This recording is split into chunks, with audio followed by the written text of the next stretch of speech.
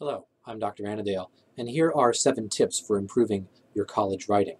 Number 1, be concise. Don't pad, and don't use big words and long sentences to try to mask bad thinking. Number 2, when you get stuck, just write. Get some words down on paper, you can edit later. Don't be afraid to throw out a significant portion of the words that you write, especially for a longer project.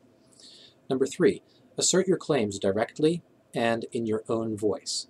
Don't feel you have to imitate someone else's writing style, unless that's part of the assignment, and don't expect quotes to do the heavy lifting for you in terms of your argument. You're going to have to make claims in your own voice, on your own behalf, for any paper you write.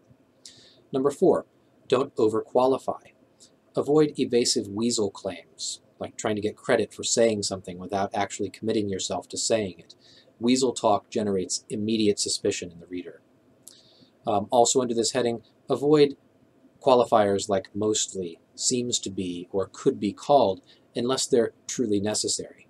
So instead of writing, Kant's ethics seems to neglect the importance of human nature, you should write, Kant's ethics neglects the importance of human nature. See, it's much more direct that way. Or instead of saying Plato could be called an idealist, come right out and call him that yourself. Write, Plato is an idealist.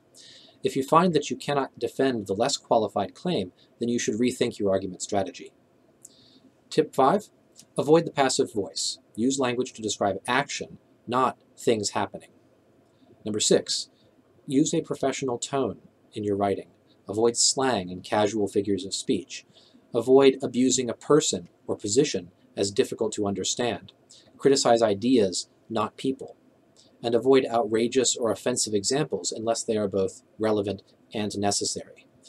And lastly, never use the phrases throughout history or since the beginning of time or anything similar to that in the introduction to a paper. Trust me when I say that professors hate that. And 7th and last tip is to engage contrary positions with charity. If you find the opposed position laughably weak, then you have probably not understood it correctly. You should try to articulate and defend and engage the strongest version of your opponent's position. Anything less than that is intellectually dishonest. It amounts to fighting straw men. Try to discover the assumptions which support the opposed position, or the context that makes it seem like an attractive view to people who are intelligent, serious, and ethically sensitive. Those are my 7 tips for improving your writing. Thanks for watching. Goodbye.